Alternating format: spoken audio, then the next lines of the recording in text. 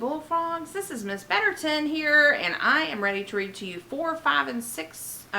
4, 5, and 6 from The Leprechaun in Late Winter, book number 43. Alright, remember they're in Ireland, and they're seeing a few girls. One of them that they're looking for, her name is Augusta, and they found her.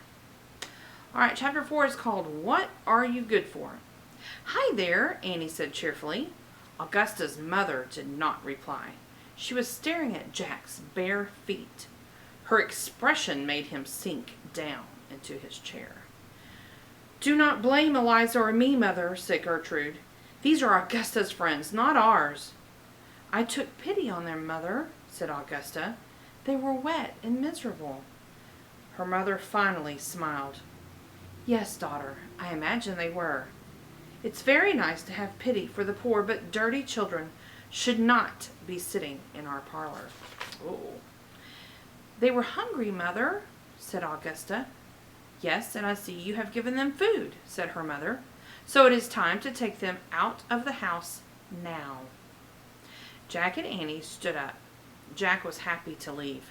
He felt like Augusta and her mother were talking about stray dogs or cats. But Augusta sat very still and just stared at her mother. Go on. Get them out of here, Augusta, said Gertrude. They are not clean. They might even have bugs in their hair.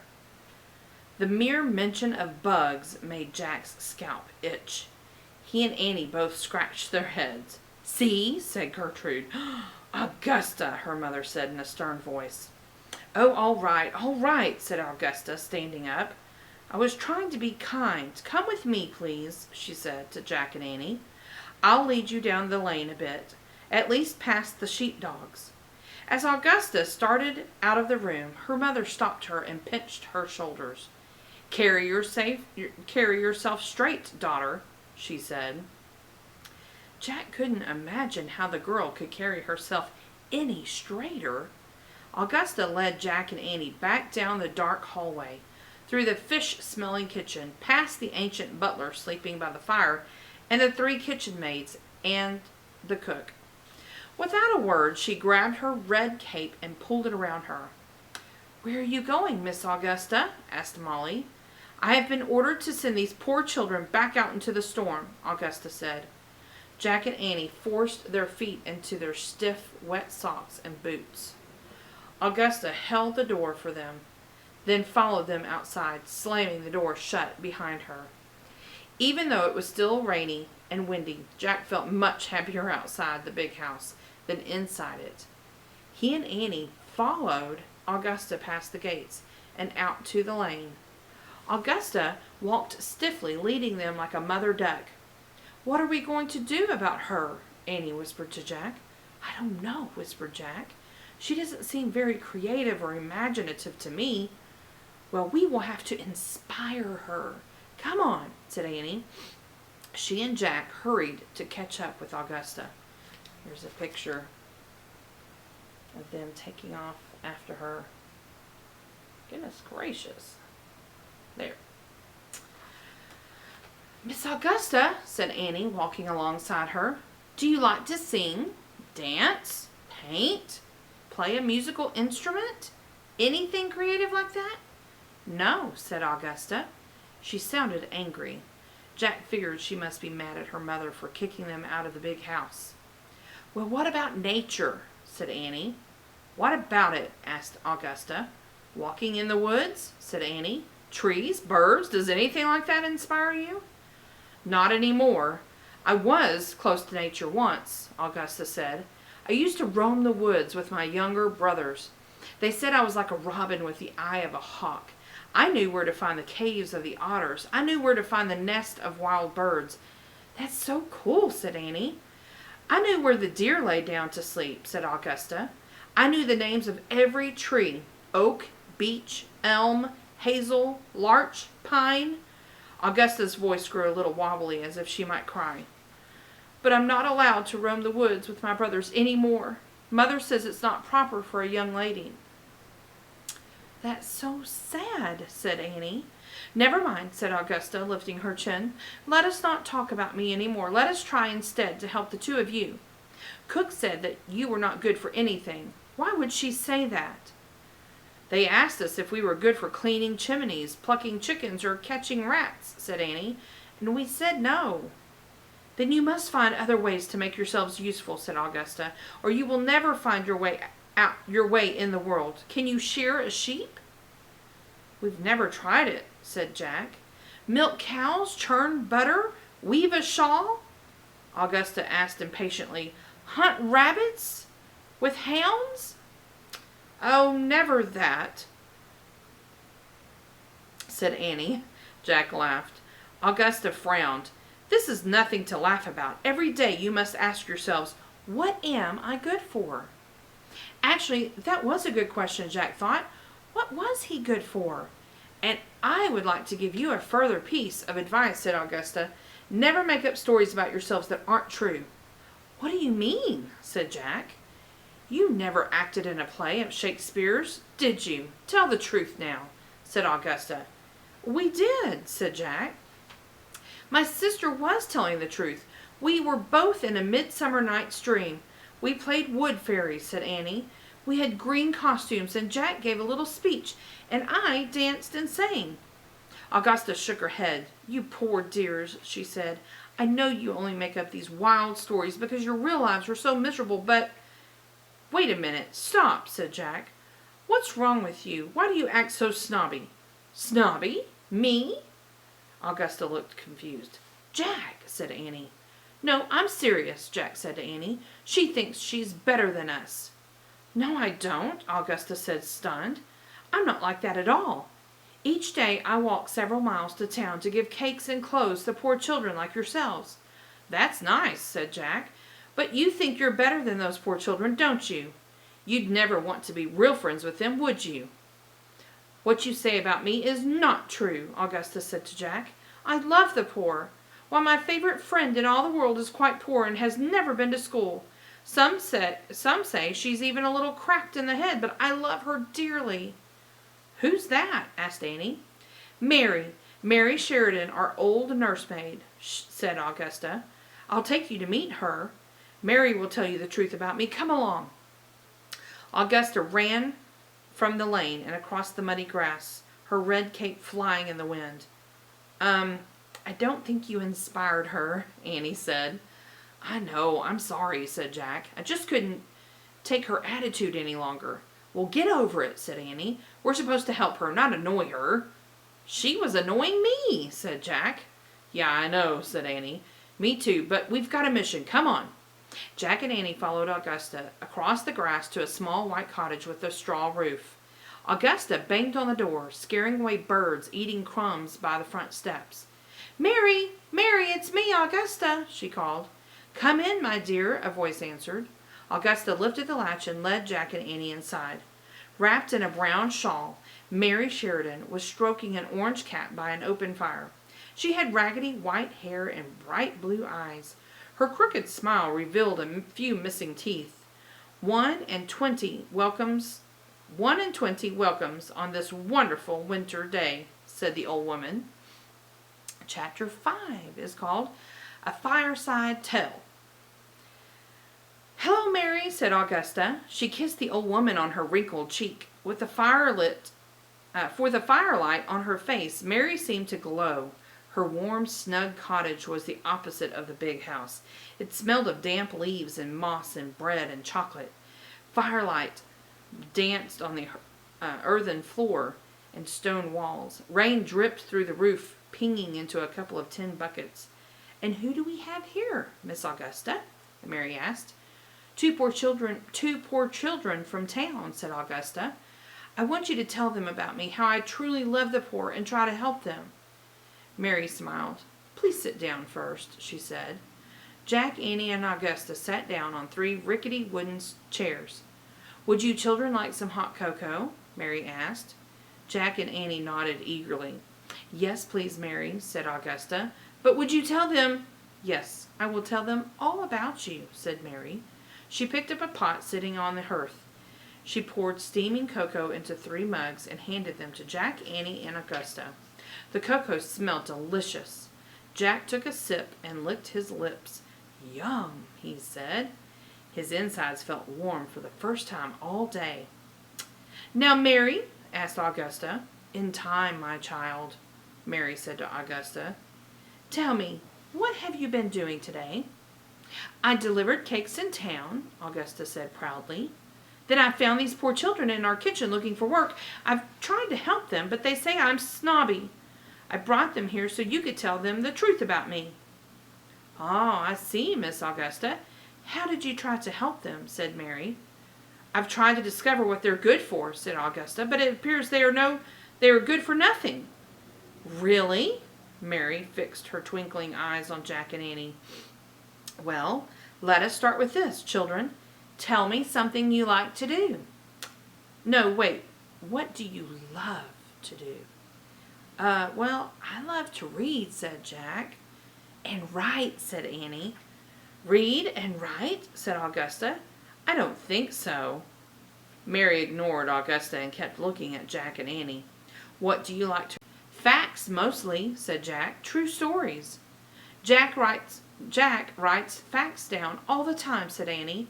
"Honestly, Mary," said Augusta, "soon they'll be telling you that they are actors too, and have performed in a play by William Shakespeare. Can we talk about me now?" "Actually, that's true," Jack said to Mary. "We were in A Midsummer Night's Dream.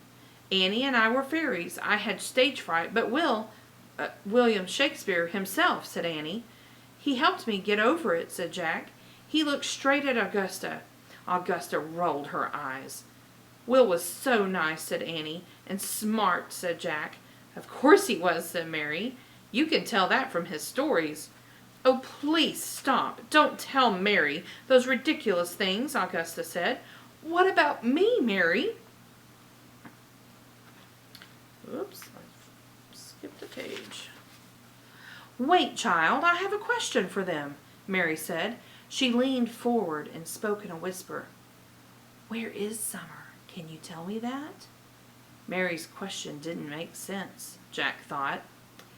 "I don't know. Do you know where Summer is, Mary?" asked Annie. "Summer is hiding with the she," said Mary, laughing. "The she? What's that?" said Annie. "Surely you must know about the she," said Mary.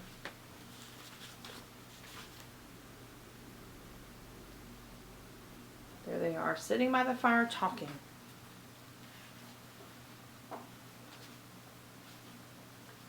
"That's what we Irish call our fairies. In the winter, the she steal all the warmth and sunshine, leaving us to suffer with the cold and rain." Annie laughed too.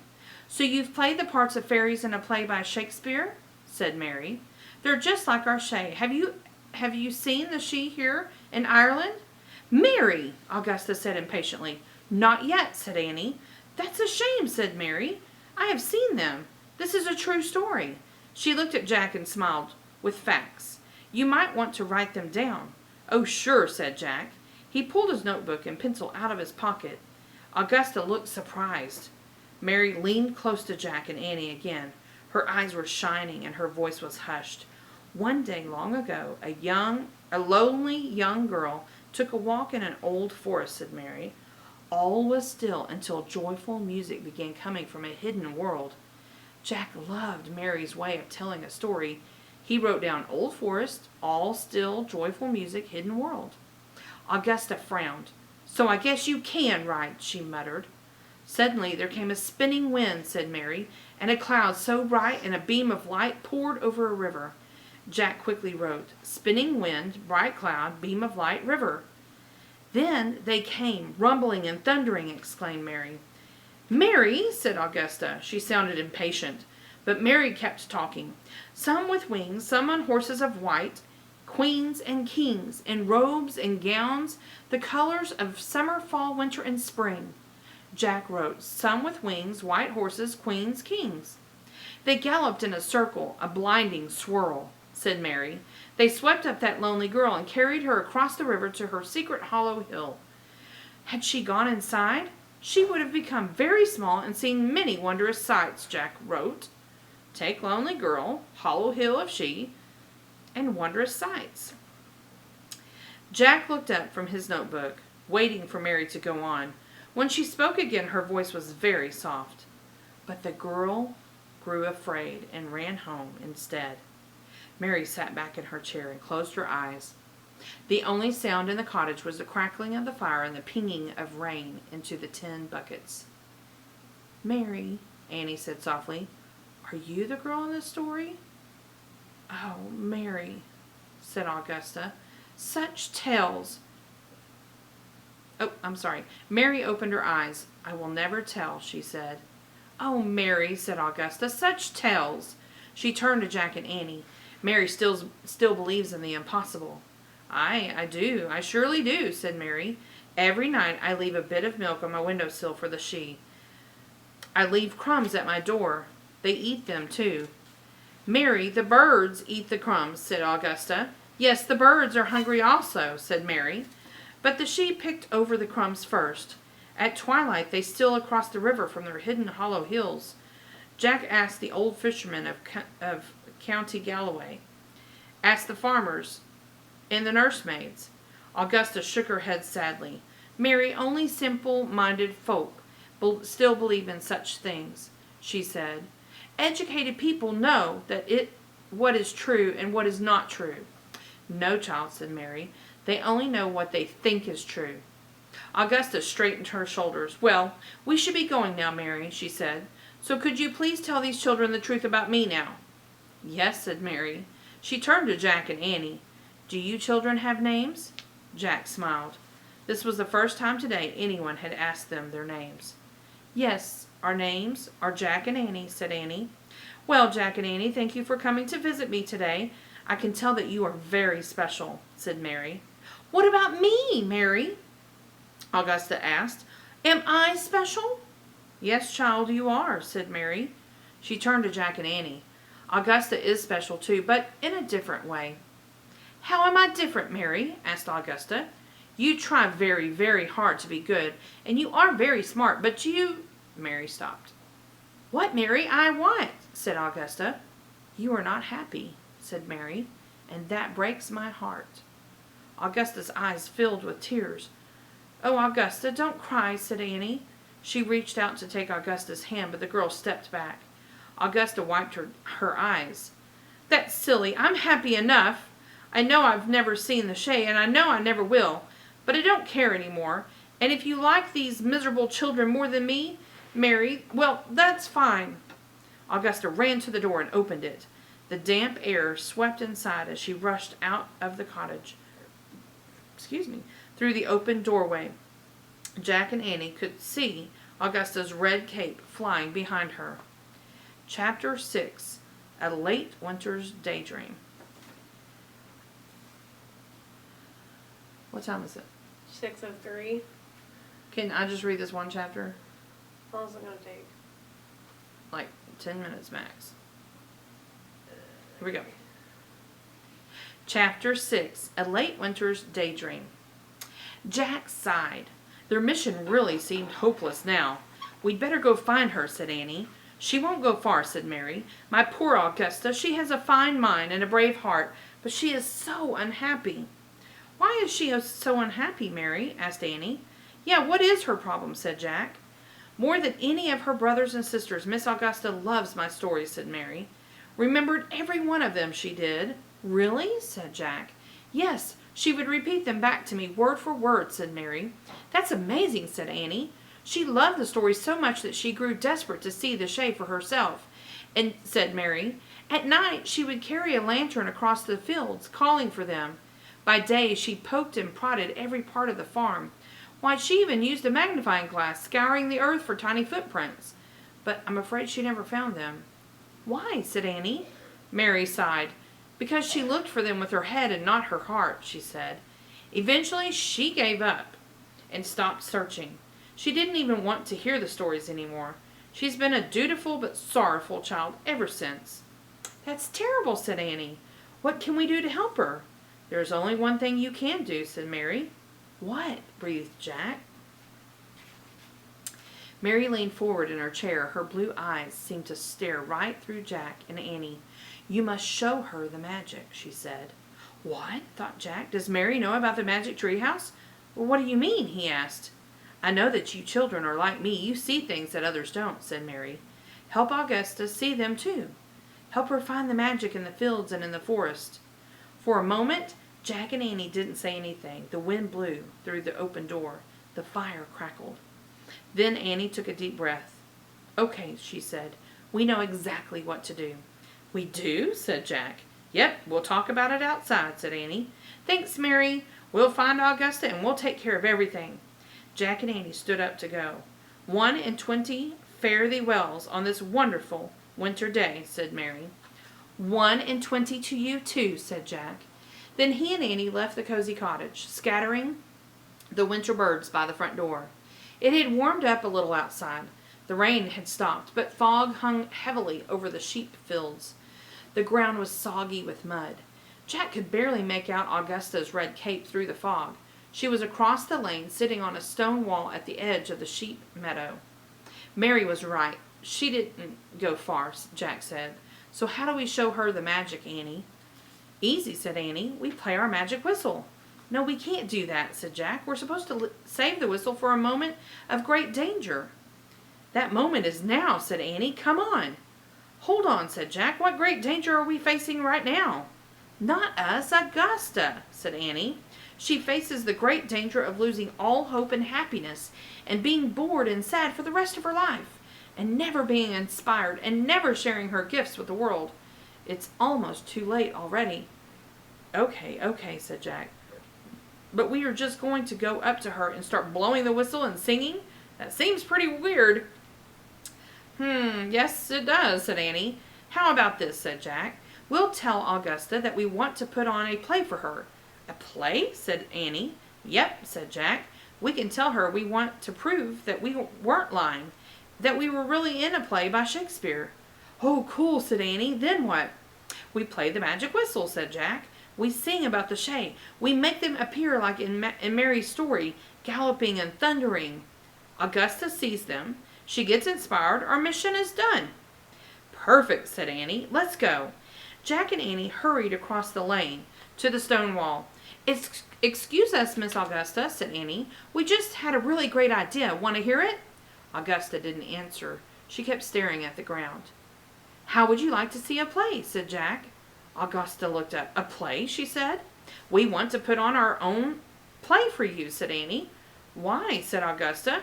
Because it's really good, said Jack. And maybe it will prove to you that we really were in a play by Shakespeare. Augusta looked doubtful. Come on, you'll love it, said Annie. Do you know a quiet spot where no one can bother us? Augusta bit her lip and looked around. Then she stood up. All right, she said. The river near the old forest. I used to go there with my brothers. Great, said Annie. Annie and Jack followed Augusta through the rain-soaked misty meadow. They walked past the grazing sheep, then down a slope toward a wide rushing river. The river separated the sheep's meadow from an old forest. Jack could barely see the trees through the ghostly fog. Augusta stopped on a low ridge above the riverbank near some large rocks. Here, she said. Good, those rocks can be our stage, said Jack. Jack and Annie climbed the pile of small boulders and stood on a large flat rock. Okay, said Annie. The name of this play is A Late Winter's Daydream. Not bad, thought Jack. And this is what's going to happen, said Annie. Jack will be the narrator, I'll be the Irish whistle, and Jack will sing a song that tells the story. What? Said Jack. Excuse us a minute, Augusta. Jack turned to Annie. Why me sing? He whispered. Why not I play and you sing? Nope, I want to play, said Annie. You took notes at Mary's, right?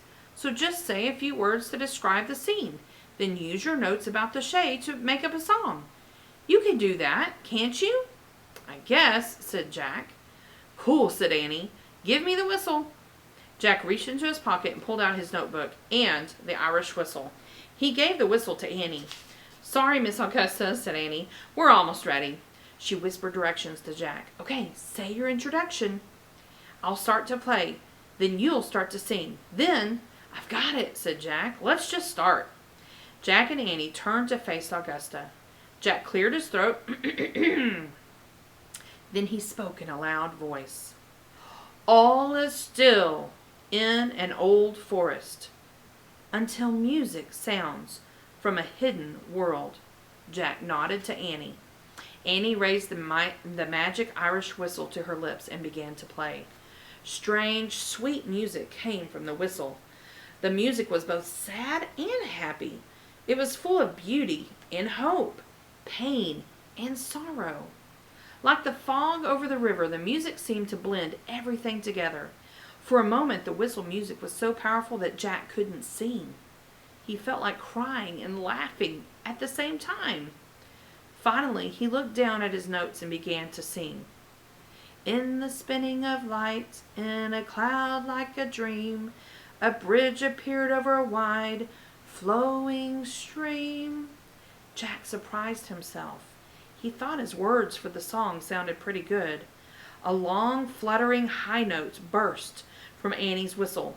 Bright, dancing light flowed across the river. The light arched through the fog toward Jack, Annie, and Augusta. Augusta gasped. Jack looked back down at the notes and sang, Some came on horses, some came with wings, from an enchanted world, little queens, little kings. The wind began to blow. Jack looked up. Leaves and grass and twigs were flying everywhere. The whistle music grew wilder. Thundering and rumbling sounds came from the old forest. A herd of very small white horses galloped out of the mist. On their backs were proud and lovely riders, men in gold helmets, women with long hair floating on the wind. Their capes and gowns were the colors of nature, the pale rose of a spring dawn, the green of summer hummingbirds, the blue of winter twilight, and the gold of autumn oak leaves. The Shay! Cried Augusta. Ooh, I sure hope you have a book because this is a cool picture. See that? All the cool stuff that they're looking at. All these little fairies and horses. Oh, and that's the end. All right. Well, tomorrow you'll have to tune back in. Chapter 7 is called Willie. Wonder who Willie is. I don't know. You'll have to come read with me and we'll see. But that is where we'll stop right there. All right, this is an interesting story. Very magical. More magical than even the Magic Treehouse usually does. So how fun is that? All right. It was wonderful to read with y'all today. And I will see you tomorrow. Bye.